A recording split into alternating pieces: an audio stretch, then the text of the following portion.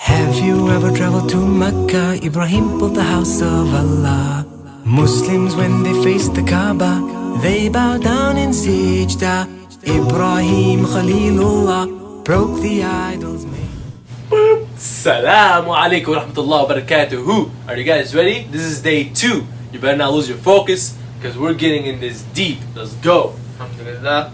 As we know, the practical tip that we gave you day 1, and this is day 2, hopefully you're keeping the engines going. Don't lose focus now, brothers and sisters. Whatever your goals were, keep going at it, inshallah. Day 2, this is only day 2, and there's a lot more coming, inshallah. But may Allah make it easy for us and make us strong together, inshallah. So, last week, what did we discuss? We discussed the 3 types of stories in the Quran. Man, you've got good memory, I mashallah. know, man. It's hitting me every day. I hope your memorization is going well. Inshallah. Inshallah. Inshallah. I'm still trying to grow my 10-inch beard. Oh yeah, that's again. Well, we'll talk about that later. So Inshallah. today, inshallah, today's topic is kind of a connection from our previous video. Today, what you're gonna learn is why does Allah Subhanahu wa Taala mention those 3 types of stories? Great lesson, guys. Our teacher, dear Sheikh Abdul Bari Yahya, he talked about him teaching little children Arabic in Cambodia. Now, the manners and etiquettes of people learning knowledge, and those children had, within 6 months, they were speaking Arabic because he could really relate to them and teach them quick. He came to North America and he noticed it's not the same way. You know, people are throwing spitballs at each other. You got the hat backwards going on. Guys are not listening, and they got their feet up at the table, that kind of stuff. So the sheikh realized that before he can teach, You gotta get the beat down on these kids. yeah, no, not really. No, He had to teach them etiquettes and manners. That's And good, how that's did he good do too. that? What do you think he did? He taught them stories. And he taught them the stories of Imam Shafi, the great scholars, Imam Shafi, Imam Ahmad, Imam Malik, and their amazing etiquettes and their legacies, and how they would not just learn knowledge, but they would first learn etiquettes from their teachers. Wow. To give you an example, Imam Shafi was a cool dude. Yeah, see, that's how he did it. He would teach the children that Imam Shafi was a cool dude, and to tell them stories to the point when they would be messing around in class, he'd be like, remember Imam Shafi? Remember how cool he was?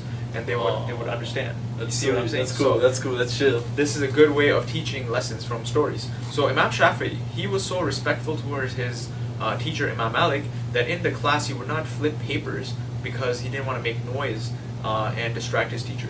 That type of etiquettes. That's right.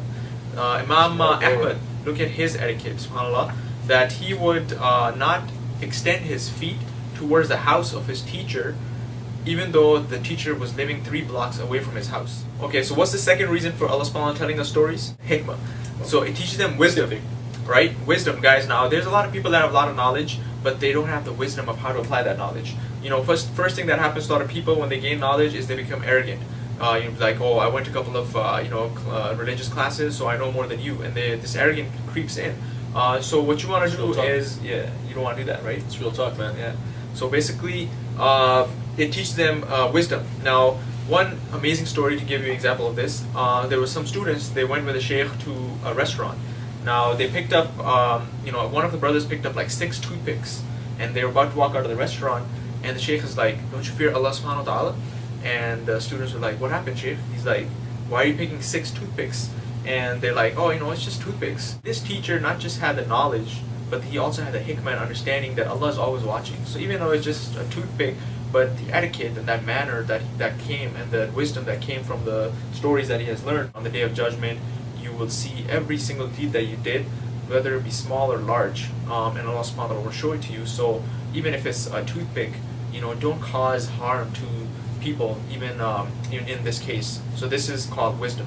So he had like a connection Yes. with Allah 24/7 a day. 24/7 connection with Allah subhanahu wa ta'ala. Whoa, man. And that's what we hope to gain from these stories. The third reason for these stories obviously is the lessons, and we're gonna go to the next video and start getting into the lessons from Surah Yusuf. What is the 4th reason for stories to be Fourth taught? reason? Alright, let me just make sure it's pronounced right.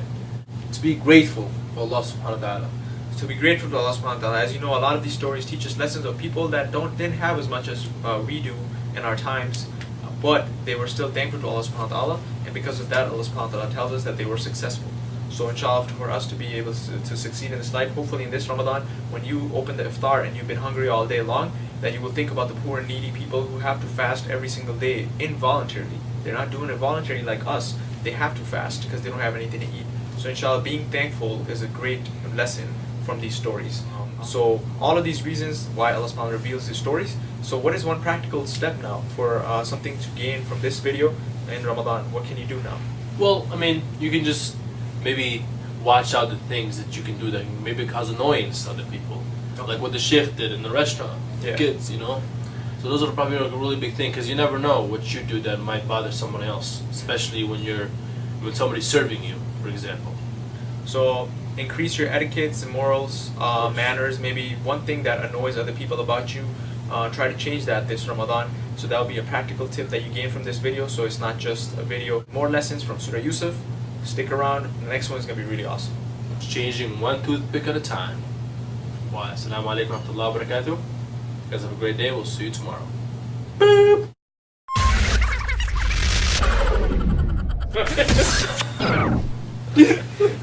I did it too early. Fourth reason for stories. Will be. What do you think? I'm feeling dreams, man. Oh man, it's right here. Oh. Feeling dreams. So second reason for the stories. Second reason is it teaches them hikam. Hikmah. So Have you ever traveled to Mecca? Ibrahim built the house of Allah. Muslims, when they face the Kaaba, they bow down in sajda. Ibrahim Khalilullah broke the idols made of stone when they threw him in the burning flame. Allah had cooled it down for him. The time of